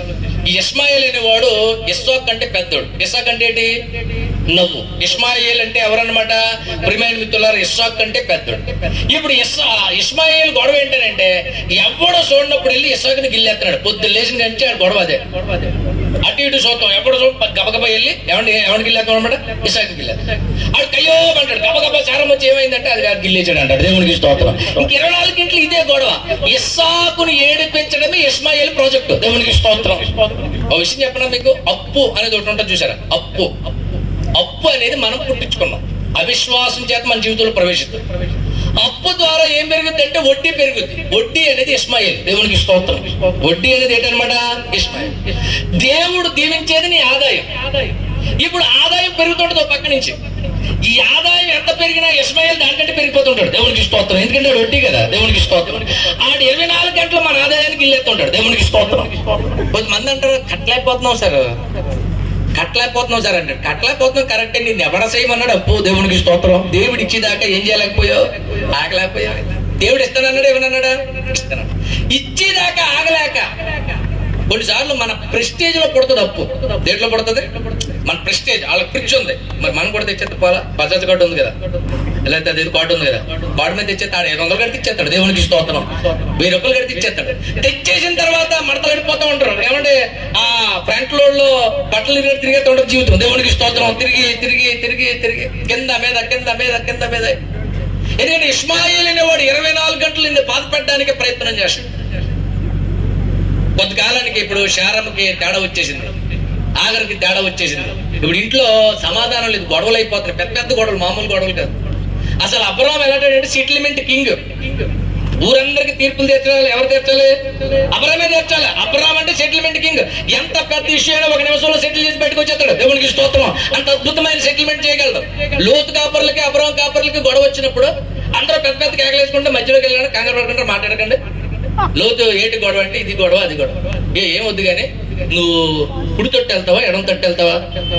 చూసుకోసారి బయటికి వెళ్ళి ఇలా చూసాడు సుధమోస అయిపోయాడు. వెళ్ళిపోతే అరే అలా వెళ్ళిపోయినా మనం వెళ్ళిపోతాం అన్నాడు. నిమిషంలో తేలిపోయింది కదా, దేవునికి స్తోత్రం. అంత అద్భుతంగా సెటిల్ చేయగలడు. ఎవరు? అబ్రహాము. అందరినీ సెటిల్ చేయగలడు, కానీ ఇది సెటిల్ అవుతలేదు. దేవునికి స్తోత్రం. ఇప్పుడు కొద్దిమంది డాక్టర్లు ఉన్నారనుకోండి, ఎవరికైనా ఆపరేషన్ చేయొచ్చు. ఆడికి ఆపరేషన్ చేసి కూడా చాలా కష్టంగా ఉంటుంది. ఊరందరికీ సెకండ్ చెప్పి బల్లి కుర్తులు పడతారు. దేవునికి స్తోత్రం. కొన్నిసార్లు మనం చాలా మందికి సలహాలు ఇస్తాం, మనకు పొరపాటు చేయదు. ఇది ఎలా చేయాలా, ఎలా చేయాలా, ఎలా. ఎంతో మంది పిల్లలు సెటిల్ చేసి ఉంటాం, మన పిల్లలు ఎలా సెటిల్ చేయాలో మనకు అర్థం అవుతుంది. ఒక ఆయన అన్నాడు మా చర్చిలో, ఆయన చాలా తీర్పులకి తీసుకెళ్ళేవారు. ఆయన పెద్ద ఆయన, చాలా మంది తీర్పులకి వాటికి తీసుకెళ్ళేవారు. భార్య భర్తలు గొడవలు వాటికి తీసుకెళ్ళి ఆయన చెప్పాడు, నాకు చాలా మంది అర్థమయ్యారు కానీ మా శ్యామల అర్థం అవ్వలేదు అన్నాడు. శ్యామల అంటే ఆవిడ అనమాట. దేవునికి స్తోత్రం. ముసలాయన. ఎంతో మంది అర్థమయ్యారు కానీ నాకు ఎవరు అర్థం అవ్వలేదు? మా శ్యామల అర్థం అవ్వలేదు అన్నాడు. దేవునికి స్తోత్రం. కారణం ఏంటంటే ప్రియమైన మిత్రులారా, ఎవరికైనా ఎదుటోడిది ఈజీగా చేసేయచ్చు అనుకుంటాం, మనకి తెగదు. అబ్రహాము కూడా తన జీవితంలో చేసిన పొరపాటుకి పెద్ద మూల్యం చెల్లించుకున్నాడు. పెద్ద ఇష్యూ అయిపోయింది. పెద్ద ఇష్యూ అయిపోయిన తర్వాత దేవుడి దగ్గరికి అప్పుడు వెళ్ళాడు. లాస్ట్ లో దేవుడు ఎలా అంటాడంటే, ఏ టైంలో వచ్చినా నువ్వు ఎందుకు ఎలా చేసావు, ఎందుకు అలా చేసావు, ఇలాంటి ఏం అడగడు. అబ్రహాము అన్నాడట, ప్రియమైన మిత్రులారా, సరే జరిగింది ఏదో జరిగింది కానీ హాగరును వదిలే అన్నాడు. ఏమన్నాడట? హాగరుని ఏం చేయి, వదిలే. అలా కాదు ప్రభా, ఎలాగా నన్ను నమ్ముకుంది, పేదరాలు, పైపెచ్చు, మరి ఆవిడ అనాథ, అక్కడెక్కడి నుంచి ఐగుప్తు నుంచి వచ్చింది, జనం అందరూ ఏమనుకుంటారు, అబ్రహాము అన్యాయం చేయడం అనుకుంటారు, ఇలాంటి కథలేం చెప్పకమ్మా, వదిలి అన్నాడట. ఏమన్నాడట? అక్కడ వదలడం ఎంత కష్టం. ఆల్రెడీ ఎవరున్నారు? పిల్లడు ఉన్నాడు. ఆల్రెడీ ఆవిడ ఏడుస్తుంది, వీడు ఏడుస్తున్నాడు. ఎమోషన్ డ్రామా జరుగుతుంది అక్కడ. ఇక్కడేమో ఏమండి చాలా సీరియస్ గా చూస్తుంది. అక్కడ ఇస్సాకు ఉన్నాడు, ఇక్కడ హాగర్ ఉంది, ఇస్మాయిల్ ఉన్నారు. వీళ్ళిద్దరు ఏడుస్తున్నారు. మా బతుకేంటి, మా కథ ఏంటి? ఆ హాగర్ అంటుంది, నేను చేయమన్నా పెళ్లి మీరే చేసుకున్నారు, పిల్లోడికి అన్నాను, వీడు కూడా ఏంటి, వీడి భవిష్యత్తు ఏంటి, వీడికి గ్యారంటీ ఏంటి, నాకు గ్యారంటీ ఏంటి. ఏడుతుంటే దగ్గరికి వచ్చానట. దేవుడి దగ్గరికి వెళ్ళానమ్మా, దేవుడు మాట చెప్పాడు, నిన్ను వదిలేమన్నాడు, ఆయన చూసుకుంటానన్నాడు. ఇదిగో చపాతీలు, ఇదిగో వాటర్ బాటిల్, ఎక్కడికి వెళ్ళిపోతారు అక్కడికి వెళ్ళిపోండి అన్నాడు. దేవునికి స్తోత్రం. అతడు ఎంత అసలు అది వదలగలమా? కానీ అబ్రహాము దేవుడు చెప్పాడంటే వదిలేస్తాడు. దేవునికి స్తోత్రం. అంత కెపాసిటీ ప్రపంచంలో ఎవరికి ఉండదు. కొన్నిసార్లు చాలా మంది చెప్తా ఉంటారు, అంటే నేను వదిలేద్దాం అనుకున్నాను కానీ ఇంట్లో పరిస్థితులు మీకు తెలుసు కదా గారు. ఒకడు గుడికే రాడు, అంటే మా ఆవిడ కావడం మీకు తెలుసు కదా గారు, ఇంకా మరి అందుకే ఏం చేయలేకపోతున్నాను, నేను రాలేకపోతున్నాను. అసలు మా ఇంట్లో పరిస్థితి మీకు తెలుసు కదా గారు, అందుకే నేను ఇలా చేయలేకపోతున్నాను. కానీ అబ్రహాము అన్నాడట, వదిలేయగానే సరే దేవుడు చెప్పాడంటే ఇక అది ఎంత నచ్చినా సరే నేను ఏం చేస్తాను, వదిలేసాడు. ప్రియమైన మిత్రులారా, అబ్రహాము జీవితంలో మనం చూస్తా ఉంటే దేవుని కోసము దేన్నైనా వదిలేయగలిగిన సంగతులు ఉన్నాయి. దేవునికి స్తోత్రం. దేవుని కోసం దేన్నైనా వదిలేయగలిగిన సంగతులు అబ్రహాము జీవితంలో జరిగాయి.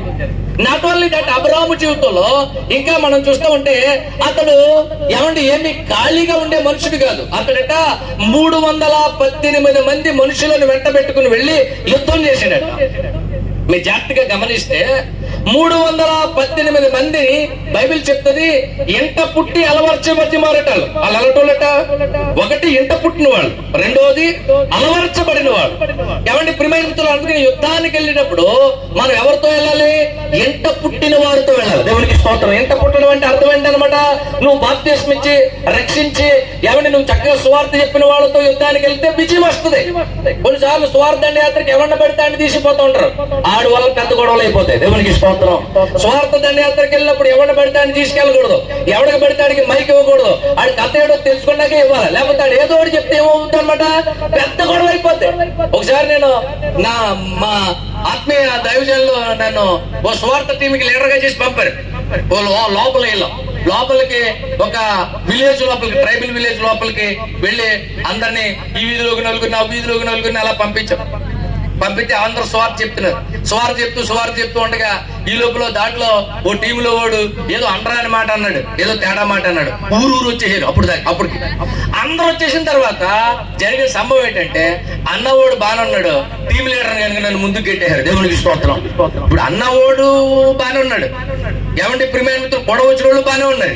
ఇప్పుడు నన్ను ముందుకు గెట్టేశారు. నన్ను ముందుకు గెట్టేస్తే అందరితో ఊరందరితో మాట్లాడుతున్నాను. ఆ పక్క నుంచి ఒక ప్రశ్న, ఈ పక్క నుంచి ఒక ప్రశ్న, అందరికి ఏదో రకంగా సమాధానం చెప్పుకుని వస్తున్నాను. అలాగే ఇలా చెప్పుకుని వస్తున్నాను. ఏమంటే ప్రియమైన మిత్రులు, చెప్పుకోవచ్చు ఇక మరి అంతమంది సమాధానం చెప్పి కూడా మాట్లాడేస్తాం కదా పొలమని. అలా మాట్లాడుతూ ఏమంటే దేవుడి కోసం చెప్తూ దేవుడు జీవం కలిగిన దేవుడు, అద్భుతాలు చేసి దేవుడు, మాట్లాడే దేవుడు అని ఫ్లోలో మాట్లాడేసాను నేను. దేవునికి స్తోత్రం. అందులో బుర్ర ఉన్నవాడు ఉన్నాడు. దేవునికి స్తోత్రం.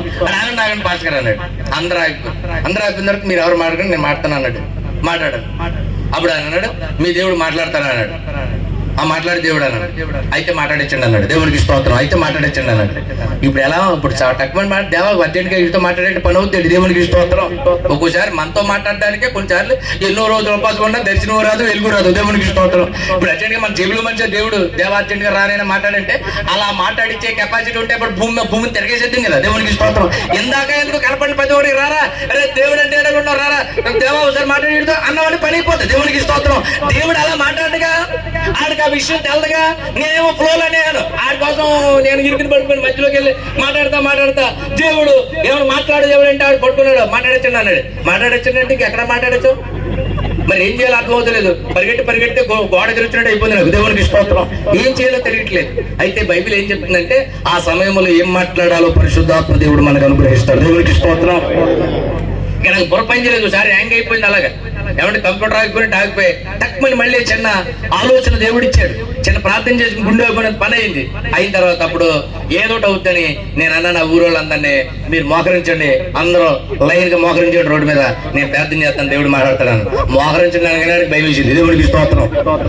విషయం తెలుసా, మోకరించండి అనగానే వాళ్ళందరూ అన్నారు, మేము చెయ్యం, మేము మోకరించమన్నారు. మోకరించకపోతే నేను మాట్లాడించలేను అన్నారు. దేవుడికి స్తోత్రం. ఏమంటే విషయం ఏంటంటే, ఒకవేళ నేను చెప్తున్నాను నిజంగా వాళ్ళు మోకరించి ఉంటే దేవుడు మాట్లాడు ఉండేవాడు. దేవునికి స్తోత్రం. ఆ రోజు ఎమోషన్ అలాంటిది. ఈ రోజు చెప్పడం ఈజీగానే ఆ రోజు సీన్ లో ఉన్నప్పుడు అంత పౌరుషం, అంత చక్కని ఏమంటే పరిస్థితి. ఒక విషయం ఏంటో తెలుసా ప్రియమైన మిత్రులారా, జాగ్రత్తగా మనం గమనిస్తే ఎంట పుట్టిన వారితో యుద్ధం చేయాలి. దేవునికి స్తోత్రం. మనిషి ఉన్నాడు కదండి, ఎవరు పడితే ఆయన తీసుకెళ్ళిపోకూడదు. స్వార్థ యాత్రకి సరైన వాడిని తీసుకెళ్ళాలి. 2 3 4 సరైన వాడిని తీసుకెళ్ళాలి. లేకపోతే వీడి వల్ల మొత్తం ఏమంటే డ్యామేజ్ అయిపోతే. దేవునికి స్తోత్రం. వీడి వల్ల మళ్ళీ మొత్తం ఇబ్బంది అయిపోతే. పైపెచ్చు ఎంట పుట్టారట. రెండోది ఎవరటాలు అలవర్చబడిన వాళ్ళట.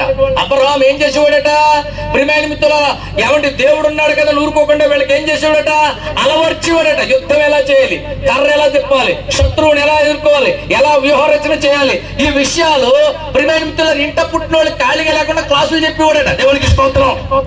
చాలా సార్లు మనం ఏం చేస్తామంటే మన సంఘంలో ఉన్న వాళ్ళు వదిలేస్తాం, ఈ యవనస్తులు వదిలేస్తాం, వీళ్ళని వదిలేస్తాం, ఊరందరి కోసం తిరుగుతూ ఉంటాం. అసలు మన దగ్గర ఉన్న యవనస్తులను మనం ఎలా తయారు చేయాలన్నమాట, ఏమంటే యోధులలాగా తయారు చేయాలి. దేవునికి స్తోత్రం. వ్యూహకర్తలుగా వాళ్ళని తయారు చేయాలి. మీరు అందుకనే చూడండి, వాళ్ళు ప్రియమైన మిత్రులారా కదుర్లా యోమేర్ అనే వారి మీదకి యుద్ధానికి వెళ్ళినప్పుడు ఏమంటే బైబిల్ చెప్తోంది 318 మందిలో ఒకడైనా చచ్చిపోయాడా, ఒక్కడు కూడా ఫెయిల్ అవ్వలా. విషయం ఏంటంటే అద్భుతమైన విజయాన్ని అబ్రహాం పొందుకున్నాడు. దేవునికి స్తోత్రం. 100% రిజల్ట్. మీరు చూడండి, దావీదు యుద్ధం చేసినప్పుడు కొంతమంది సైనికులు చనిపోయారు, యెహోషువ యుద్ధం చేసినప్పుడు కొంతమంది సైనికులు చనిపోయారు. కానీ అబ్రహాము యుద్ధం చేసినప్పుడు 318 మంది వెళ్ళారు, 318 మంది రిటర్న్ వచ్చారు. దేవునికి స్తోత్రం. శత్రువుని జయించే కెపాసిటీ కలిగిన వాడు ప్రియమైన మిత్రులారా, అద్భుతమైన యోధుడు, అద్భుతమైన వీరుడు. ప్రియమైన మిత్రులారా, అతడు ఇంకోటి ఏంటంటే పెద్ద డబ్బు మీద పెద్ద ఆస్తుల మీద ఆసక్తి కలిగిన వాడు కాదు. దేవునికి స్తోత్రం.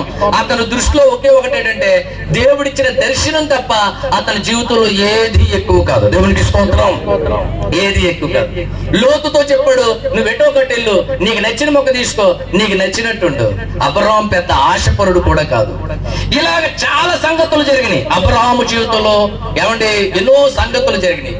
లెక్క ప్రకారం ఈ సంగతులను బట్టి అబ్రహామును దేవుడు దీవించవచ్చు.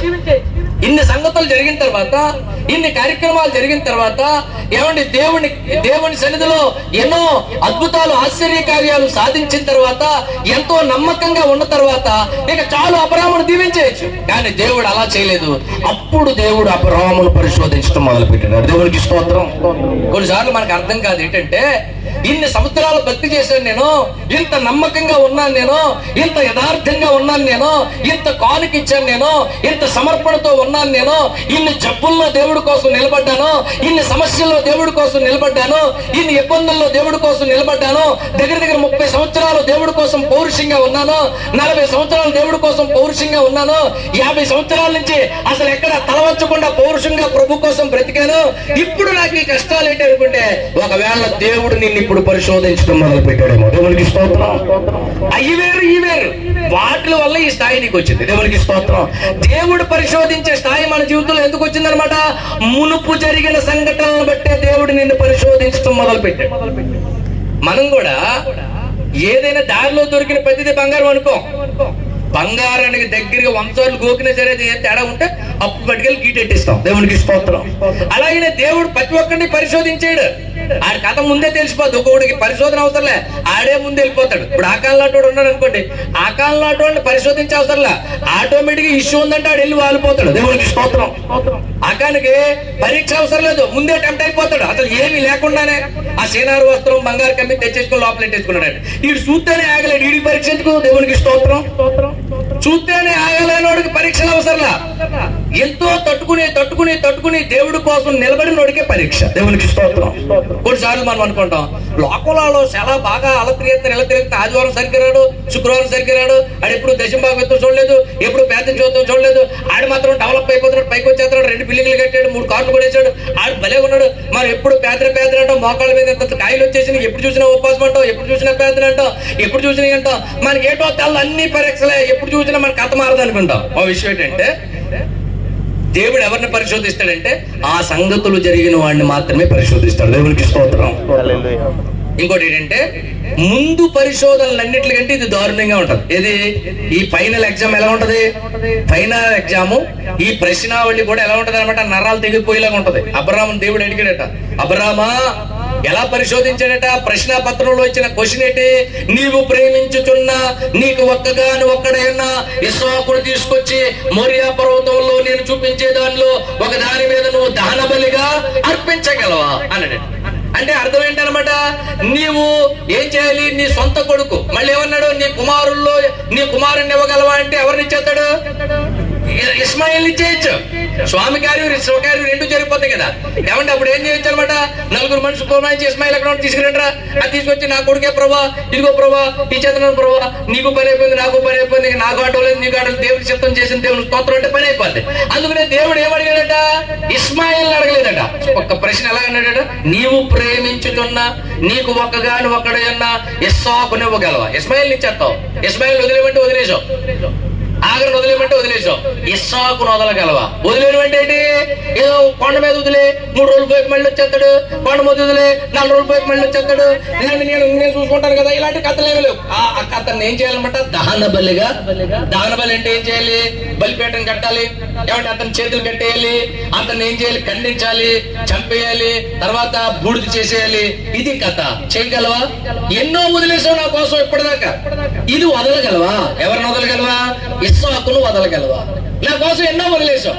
కొంతమంది ఉంటారు చూడండి, దేవుడి కోసం ఉద్యోగం వదిలేస్తారు, దేవుడి కోసం వ్యాపారం వదిలేస్తారు, దేవుడి కోసం ఉన్న ఊరు వదిలేస్తారు, చాలా వదిలేసావు. కీలకమైన ఇది దేవుని కోసం వదలగలవా? ఇది వదలగలవా? ఇది వదలగలవా? వదిలేడు అంటే అలాగా బూడిద చేసేయాలి, బూడిద చేయగలవా? అవి ఎంత ఏమంటే ప్రియమైన మిత్రులారా, ఏమంటే దారుణమైన పరిస్థితులు అబ్రహాం ఎదుర్కోవాల్సి వస్తుంది. ఇంకోటి ఏంటంటే, మరి అబ్రహాము ఎన్నో సాకులు చెప్పొచ్చు. కొన్నిసార్లు దేవుడు ఏదైనా అడిగినప్పుడు మనకు నచ్చినప్పుడు మనం ఏం చేస్తాం? అప్పుడు మన ఒరిజినాలిటీ బయటపడుతుంది. మన ఒరిజినల్ ఎప్పుడు బయటపడుతుంది అనమాట? మనకు నచ్చినట్టల్లా జరిగినప్పుడు ఆయన గొప్ప దేవుడు, మనం గొప్ప భక్తులు. ఆయన ఎప్పుడైనా ఒకవేళ మనకు నచ్చినట్టు ఎప్పుడైనా మాట్లాడితే ఇంక దేనికైనా తెగించేద్దాం.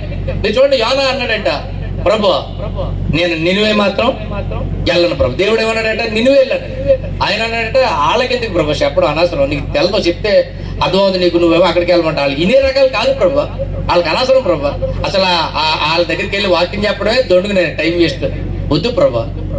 దేవుడు మళ్ళీ వెళ్ళమన్నాడు, నీకు తెలదు ప్రభా, నేను ఇంకో మాట చెప్తానండి ప్రభా, నువ్వు ప్రపంచంలో ఎక్కడికి వెళ్ళమని వెళ్తాను, కానీ ఎక్కడికి వెళ్ళను ప్రభు.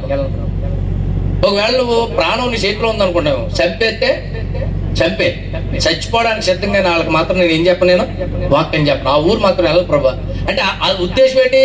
దేవుడు వాడు చెప్పాడు, మనోడికి అది నచ్చటంలా ఈ సంఘర్షణ జరుగుతూ ఉంటది. అబ్రాహాముకు చెప్పిన ఏమంటే కార్యక్రమం ఎలాంటిది? నీ కొడుకుని ఏం చేయాలి? చంపేసి దహన బలిగా మార్చే. అబ్రాహాం ఏమన్నాడు? ఎస్ అన్నాడా, నువ్వు అన్నాడా? ఇంకోటి, మనమైతే బోల్డ్ కారణాలు చెప్తాం. ప్రభువా నాకు ఇష్టమే, నేనేమైనా చేసేస్తాను, నువ్వంటే నాకు చాలా ప్రేమ. మరి శారం ఉంది కదా ప్రభా, ఇది ఇద్దరికి సంబంధించిన ఆస్తి కదా ప్రభా, నువ్వు ఒక మాట ఎవరితో చెప్పాలా? శారంతో కూడా మాట చెప్తే ఆవిడ అంటే ఇంకా ఆవిడ నేను కలిసి వెళ్ళి చేసేస్తాం ప్రభా పని, నువ్వు ఆవిడతో మాట్లాడు. అలా ఏం చెప్పలేదు. దేవుడు ఎప్పుడైనా ఓ ప్రశ్న ఇచ్చాడంటే సమాధానం ఎవరు చెప్పాలి? నువ్వే చెప్పాలి. నువ్వు ఇలా చేయన్నావు ప్రభు, వాళ్ళతో మాట్లాడు కాదు, నువ్వే చక్క పెట్టుకోవాలని. కొంతమంది అంటారు నాకు కుదిరితే లేదు కానీ గారు, కుదిరితే మరి ఎలా ఉన్నట్టు అలా కూడా అంటాడు. నాకు కలిసి వస్తాయి గారు, మీకు అసలు ఏగ వాళ్ళకుండా చదివి కలిసి రాదు, మనకు చేయడాడు. దేవునికి స్తోత్రం. ఒకడు అంటాడు అసలు నాకు ₹1,00,000 ఉంటే పాటగారు మీకు 50, నాకు 50 అంటే ఆడికి ఉండదు. దేవునికి మనకైతే మళ్ళీ టీటీ డబ్బులు అడుగుతున్నాడు. దేవునికి స్తోత్రం. ఉంటే ఎట్టాడు, లేవు కదా ఆడి దగ్గర, ఎందుకు రావు కూడా అడిగి. దేవునికి స్తోత్రం. విషయం ఏంటంటే ప్రియమైన మిత్రులారా, ఏమంటే లేవు, అవి లేవు, ఈ లేవు, కారణాలు చెప్తాడు. కారణాలు చెప్పేవాడు కార్యాన్ని చేయలేడు. కార్యాలు చేసేవాడు ఎప్పుడు కారణాలు చెప్పడు. ఒకడు ఉన్నాడు అనుకోండి, ఏ పని చెప్పినా కారణమే చెప్తాడు. పని జరగనివాడు పలానా తేరాలనుకో, కొట్టు మూసేస్తారు అంకుల్ కదా, పక్క కొట్టుకు వెళ్ళరానికి అది కూడా మూసేస్తాడండి అంటాడు. ఆ ఎదురు కొట్టుకు వెళ్ళరానుకో, అబ్బాయి అది ఎప్పుడో మూసేసాడంటే అంటాడు. వీడు వెళ్తా ఏదో ఒకటి చెప్తాడు, పని అవనవాడు. అలాంటి పని చెప్పకుండా ఉండమే సుఖం. అలాంటి ఏం చెప్పకూడదు. ఎప్పుడు కూడా మనం ఎవడికి పని చెప్పాలి? ఆడు ఎలాగోలా పుట్టించేస్తాడు కూడా. దేవునికి స్తోత్రం. ఎలాగోలా అవకాశం లేకపోయినా సరే పుట్టిస్తాడు. ఎందుకంటే మనస్సుంటే ఏముంటది అనమాట, మార్గం ఉంటది. కనుక ప్రియమైన మిత్రులారా, అబ్రాహాము ఆ శారముతో మాట్లాడు, వాళ్ళతో మాట్లాడు, ఏమి లేవు. జస్ట్ ప్రియమైన మిత్రులారా, అలాగే ప్రభు అన్నాడట. శారమ్మను మెయింటైన్ చేయాల్సిన గొడవ ఏంటి? కొంతమంది అంటారు మా ఆవిడ వల్ల అయ్యారు అంటారు. మీ ఆవిడ్ని లివిల్ చేయాల్సింది ఎవరు? నువ్వే. కొంతమంది అంటారు మా ఆయన వల్లే రాలేకపోతున్నాను అయ్యారు. మీ ఆయన్ని కూడా లివిల్ చేయాల్సింది ఎవరు? మా ఆయన వల్ల రాలేకపోతున్నాను. ఇంకోటి అవన్నీ నీకు సంబంధించిన విషయాలు. నువ్వే జాగ్రత్తగా ఏం చేయాలన్నమాట. ఆయన ఇప్పుడు నీవు ఎన్నో సాధించుకుంటావుగా. క్రిస్మస్కి ఎంత అంచు ఉండాలంటే అంత అంచు ఉండాల్సిందే. ఆడు ఎవడైనా కొన్నాకే ఆడు ఏమంటే ఇబ్బంది నుంచి బయటపడతాడు. దేవునికి స్తోత్రం. మా అమ్మగారింటికి వెళ్ళాలంటే తీసుకెళ్లాల్సిందే. జీవితంలో ఏదైనా నెక్కించుకుంటావు కదా. మరి దేవుడి దగ్గరకు వచ్చేసరికి మాత్రం ఏమంటే పెద్ద ఏదో ఆయనకి చాలా విధేయులుగా మాడతారు చాలా మంది. దేవునికి స్తోత్రం. ఒక విషయం ఏంటంటే నువ్వు ఎలాగైనా దేవుడు చెప్పిన మాట నెరవేర్చుకోవడం నీ తలపుంటది. దేవునికి స్తోత్రం. అబ్రాహాం వెళ్ళి చెప్పాడట శారమ్మతో, అమ్మా మేము వెళ్ళి వస్తాం అన్నాడు. అందుకనే బైబిల్ చెప్తుంది జ్ఞానము కలిగి కాపురం చేయండి అంటాడు. కాపురం చేయడంలో ఏముండాలన్నమాట?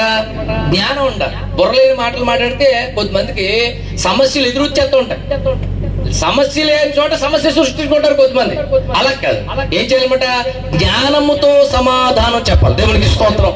ఇప్పుడు భర్తతో ఏదైనా పని జరిగించుకోవాలనుకోండి, ఏమంటే ఎప్పుడు చెప్పాలి? సరైన టైంలో చెప్పాలి. కక్షలో ప్రవేశపెట్టాలి. చంద్రయాన్ 3ని ఎక్కడ ప్రవేశపెట్టారట? ఎక్కడ ఎలా పడతారు? కింద నుంచి అలా పంపైతే వెళ్ళిపోతే ఎన్నో దానికి ఉద్దేశించుకుంటుంది. అది అలా కాదు, కక్షలో ప్రవేశపెట్టాలి. అంటే దాన్ని టైమింగ్ అంటారు. ఏమంటారు అనమాట? ఓ టైమింగ్. ఇప్పుడు గ్యాస్ అయిపోయింది, కరెంట్ బిల్ ఎక్కువ వచ్చింది, పిల్లోడు మొత్తం ఫెయిల్ అయిపోయాడు, అన్ని సబ్జెక్టులు ఫెయిల్ అయిపోయాడు, ఎన్ని బీపీ రేజ్ అయిపోయి మాటలే కదా. ఆడు మంచి శరాక మీద వచ్చినప్పుడు పిల్లోడు ఫెయిల్ అయిపోయాడు, గ్యాస్ అయిపోయింది, కరెంట్ బిల్ ఎంత వచ్చింది అన్నావు అనుకోండి, ఎరక్కుంటే అతడు ఏదో వంకడు. దేవునికి స్తోత్రం. ఎందుకంటే అది కక్ష కాదు, అది ఆ ప్రవేశపెట్టాల్సిన టైం కాదు. దేవునికి స్తోత్రం.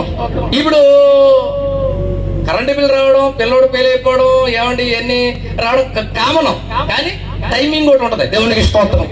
అక్కడికి వచ్చినంటే కాపీ ఇచ్చి ఏమి చెప్పకూడదు. కాపీ ఇచ్చి జాగ్రత్తగా కూర్చోబెట్టి అంతే మంచి మాటలు మాట్లాడి 2-3 గంటలు అయిన తర్వాత ఏసీ వేసుకుని మనోడు జోకులు ఎత్తుంటాడు. మంచి మంచి జోకుల మీద ఎటకరాల మీద దిగుతుంటాడు. కాసేపటికి మంచి హాయిగా మాట్లాడుతుంటాడు. అప్పుడు జాగ్రత్తగా చెప్పాలన్నమాట. ఏమంటే టైమింగ్ లో చెప్పాలన్నమాట. కరెంట్ బిల్ ఎంత వచ్చిందండి, ఆ తర్వాత పిల్లోడు ఇలాగ ఏడండి, గ్యాస్ అయిపోయిందంటే దాని ఏముంది మరి, ఇంకా అప్పుడప్పుడు జరుగుతాయి కదా అంటాడు. దేవునికి స్తోత్రం. యోవాబు చూసారా? యోవాబు టైమింగ్ చూసారా? యోవాబు యుద్ధంలో చాలా మంది చచ్చిపోయినప్పుడు కబురెట్టినప్పుడు దావీదు దగ్గరికి పంపినోడుతో అంటాడు, నువ్వు అర్జెంట్గా దావీదు దగ్గరికి వెళ్ళి జనం చచ్చిపోయారు అనుకో, ముందు ఉరియా చచ్చిపోవడం చెప్పు. దేవునికి స్తోత్రం. ఎందుకంటే దావీదుకి కావాల్సింది ఏంటి? ఉరియా చచ్చిపోవడం కావాలి. ఉరియా చచ్చిపోవడం అని చెప్పు. ముందు ఫస్ట్ మాట ఏం చెప్పాలి? ఉరియా చచ్చిపోవడం చెప్పు. ఉరియా చచ్చిపోయి కూలి అయిపోతాడు మనోడు. అప్పుడంట కొద్దిమంది మనోళ్ళు కూడా చచ్చిపోయారంటే అప్పుడు దావీదు అన్నాడట, ఏముంది కత్తి ఒకప్పుడు ఒకప్పుడు ఒకటి మీద ఉంది. అసలు లెక్క ప్రకారంగా దావీదు ఏమనాలి, అసలు మీరు అంత దగ్గరికి ఎందుకు వెళ్ళాలని అడగాలి. అడగడు, ఎందుకంటే ఆల్రెడీ టైమింగ్ ప్రవేశపెట్టించాడు దేవునికి స్తోత్రం. కనుక ప్రియమైన మిత్రులారా, బైబిల్ చెబుతా ఉంది, జాగ్రత్తగా మనం ఆలోచిస్తే ప్రియమైన మిత్రులారా, శారంతో చెప్పాడట మృత్యు వస్తాం అన్నాడట. సరే దాన్నే ఉంది, వెళ్ళండి రోజు పేదలాగే వెళ్తున్నారేమో, గుడికి వెళ్తున్నారేమో అని ఏమంటే జాగ్రత్తగా టాటా చెప్పి పంపేసిందట. పంపేసిన తర్వాత ఇంచుమించు 3 దినాలు పట్టిందట ఎక్కడికి వెళ్ళడానికి, మోరియా. దేవుడు మోరియా పర్వతం దగ్గరికి ఎందుకు వెళ్ళమన్నాడు, పక్కన ఇచ్చేమనొచ్చుగా. 3 రోజులు టైం పెడితే మనకి డెసిషన్లు మారిపోతాయి. టైం అయ్యే కొద్ది మన నిర్ణయాలు ఏమవుతాయి, మారిపోతాయి. ఉద్రేకంలో ఉన్న నిర్ణయాలు ఏమంటే స్థిరం కాదు. కాలం గడిచే కొద్ది మన నిర్ణయం స్థిరంగా ఉంటే అది స్థిరం.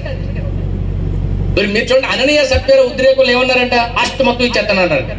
తర్వాత గ్యాప్ వచ్చింది, అమ్ముడైంది, అప్పుడు మార్చేసుకున్నారు. ఇద్దరు కూర్చున్నారు, ఇగో నువ్వు అయ్యగారి దగ్గర ఇదే మాట, నేను ఇదే మాట, నువ్వు ఇదే మాట, నేను ఇదే మాట, ఇంక ఇంతే, ఇంకా మా ప్రపంచంలో సిసి కెమెరా కూడా ఎవడకెట్టాలో ఇంతే ఇంతే ఇంతే అనుకున్నారు. డిసిషన్ ఎందుకు మారింది, టైము ఏమండి దూరం అయింది కదా. చాలాసార్లు మన పిల్లల సేవకి ఎత్తానంట, ఆడిని బాక్సులు అంటారు. బాక్సులు పెట్టిన తర్వాత డాక్టర్ గారు అంటారు, బొత్తుడు చెప్పలేమో 24 గంటల దాకా మేము చెప్పలేమంటారు. ఆడేమో డొక్కలాగా రాస్తుంటాడు లోపల, ఆడు చిన్నోడు ఇంత ఉంటాడు కదా, ఆడు ఏమవుతాడో మనకి తెలదు.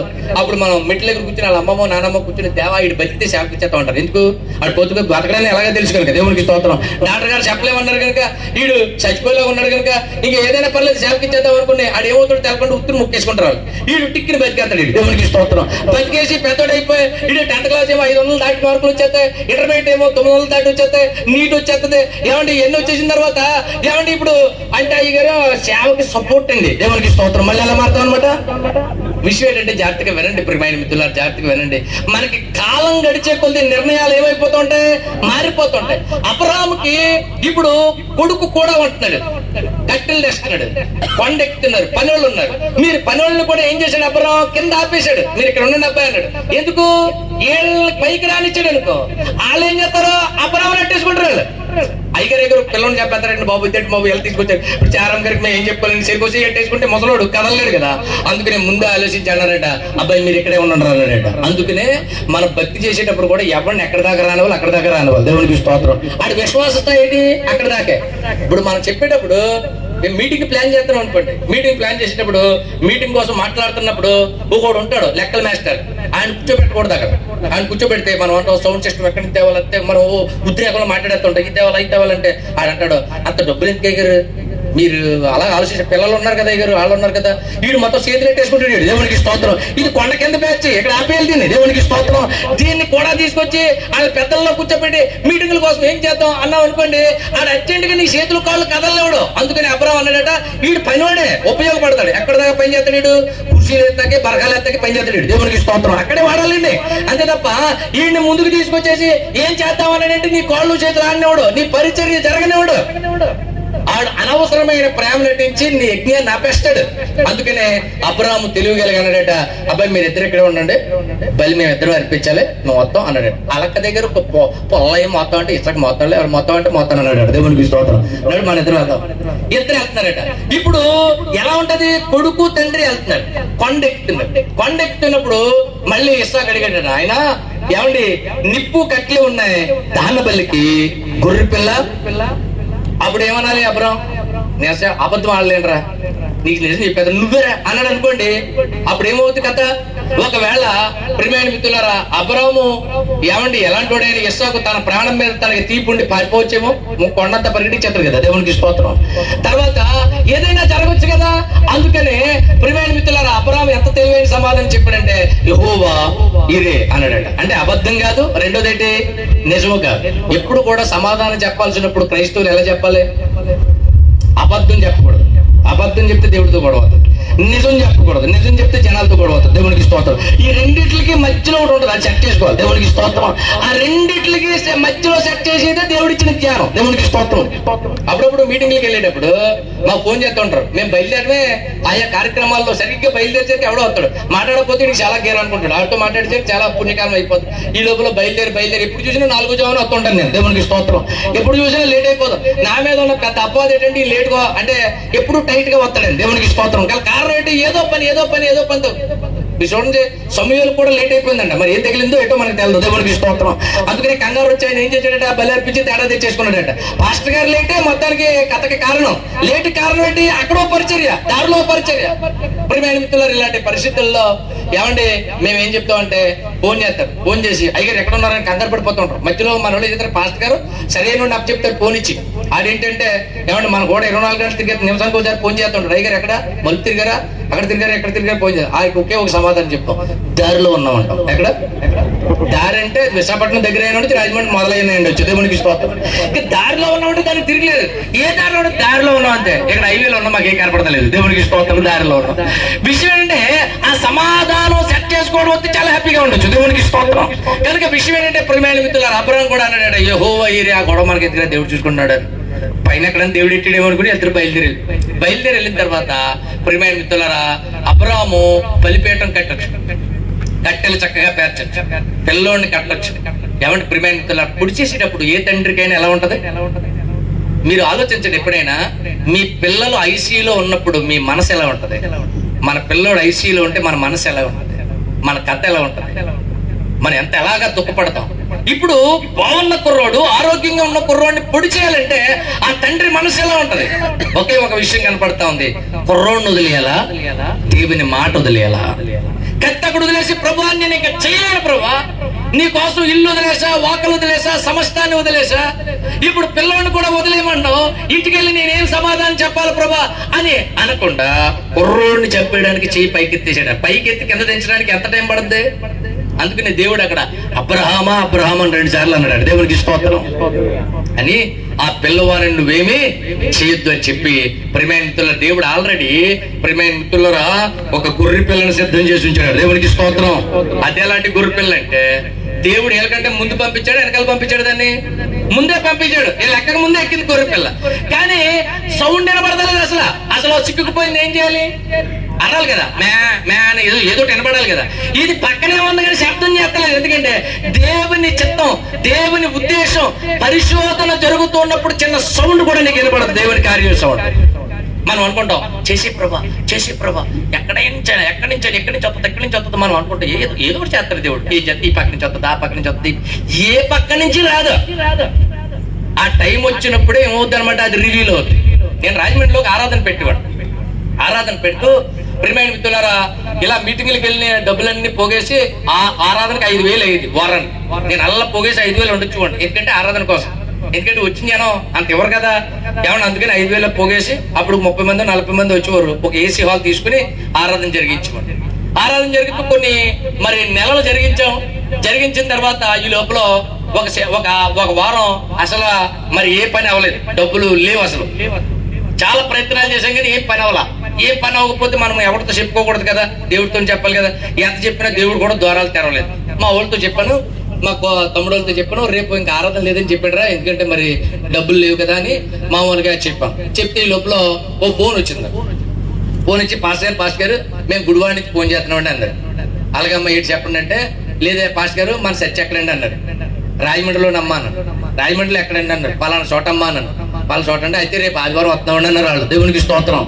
నేనేం చేస్తున్నాను, ఆరాధన ఏం చేస్తాకి మానేస్తాకి నేను ప్లాన్ చేస్తే అప్పుడు నేను అన్నాను, అమ్మా అలా కాదు, వచ్చేవారం ఎప్పుడన్నా రండి, రేపు చాలా బిజీగా ఉంటది అది ఇది అన్నాను. ఎందుకంటే ఈ వారం వచ్చేస్తారేమో అని. దేవునికి స్తోత్రం. మనం మానేద్దాం అనుకున్నాం కదా, వచ్చేవారం అయితే ఎదులా కట్టొచ్చు, ఈ వారం పెడతాక దారి లేదు. అప్పుడు వాళ్ళు అన్నారు లేదంటే బయలుదేరిపోయాం, మేము వచ్చేస్తున్నాం అయ్యగారు అన్నారు. మళ్ళీ పొద్దున్నే ఫోన్ చేశారు వాళ్ళు, అయ్యగారు మేము వచ్చేసాం, కాకినాడలో ఉన్నాం, సాయంకాలం వచ్చేస్తున్నాం అండి. ఇప్పుడు ఎవడో కూడా రావద్దంటే ఎక్కువ మరి ఇచ్చినట్టు ఉంది నాకు. దేవునికి స్తోత్రం. ఇప్పుడు ప్రియమైన మిత్రులారు, ఇలాంటి సంగతిలో ఏమంటే జరిగిన సంభవం ఏంటంటే సాయంకాలం మళ్ళీ ఫోన్ చేశారు, అయ్యగారు వచ్చేస్తున్నాను. సరే ఏదో అవుతే ఇప్పుడు తీరా ఆరాధన లేకపోతే పాస్టర్ గారు ఏంటి బోగస్ కవర్లేమో ఆరాధన లేదేమో అనుకుంటారని వాళ్ళ కోసం పెట్టాను. ఏదో అవుద్ది. ఇంకా పెట్టిన తర్వాత ఆరాధనకి వాళ్ళు వచ్చేసారు. ఆరాధన జరుగుతోంది. ఏమంటే వాకింగ్ కూడా నేను ఏం చెప్పానో నాకే తెలియదు. ఎందుకంటే ఎదురుకుండా ఆడు లోవంటోడు కూడా అడిగించాడు డబ్బులు. దేవునికి స్తోత్రం. ఆడేమాట ఇటు తిరుగుతున్నాడు. మన దగ్గర డబ్బులు ఎప్పుడు అరవట్లేదు. అంటే ఫస్ట్ టైం. దేవునికి స్తోత్రం. ఏమంటే ఇప్పుడు మన గొడవ ఏంటంటే జనం ముందు మన పరువు పోయేలా ఉంది అని ఆలోచిస్తే అలా కళ్ళు మూసుకుని ఏదో చెప్పేశాను. వాక్యం చెప్పిన తర్వాత ముందు వాళ్ళు పిలిచి ఏమంటే రండి మీకు ప్రార్థన చేస్తాను, వెళ్ళిపోతున్నాను, ట్రైన్ వెళ్ళిపోతుంటే ఇలా అందరూ వెళ్ళిపోయి చేయించుకుంటాం అయ్యారు అన్నారు. వాళ్ళ దేవునికి స్తోత్రం. మీ నమస్కారం బాబు ముందు మీకు చేస్తాను, ఎందుకంటే నా గొడవ అంతా తెలిసిపోతుంది కానీ మీ దగ్గర ఏంటంటే వాళ్ళు చేయనంట. ఇంకమ్మా పోయింది, ఇంక ఎలాగ పోయింది, ఇంక ఏదో అవుతుంది, మరి ఏం చేయగలం? వాళ్ళందరికీ ప్రార్థన చేసిన తర్వాత లాస్ట్లో వచ్చారు. లాస్ట్లో వచ్చి చెప్పండి అమ్మా ప్రార్థన చేద్దాం అనేసరికి వాళ్ళందరూ అధికారి దగ్గర మీరు గుడివాడ మీటింగ్స్కి వచ్చారు, వచ్చినప్పుడు మరి మంచి వాక్యం చెప్పారు, ఆ వాక్యానికి మేము స్పందించాం, తర్వాత మీ దగ్గరికి వచ్చి ప్రార్థన చేయించుకున్నాం, మా పొలం ఒక ప్రాబ్లంలో ఉందని చెప్పాం, దానికోసం మీరు ప్రార్థన చేశారు, అది సెటిల్ అయింది, అది అమ్మేశాం, దాని తాలూకు కాను కట్టుకొచ్చాం ఎగర అన్నారు. దేవునికి స్తోత్రం. మరి ఆ ముందు చెప్పొచ్చు కదా దేవునికి స్తోత్రం.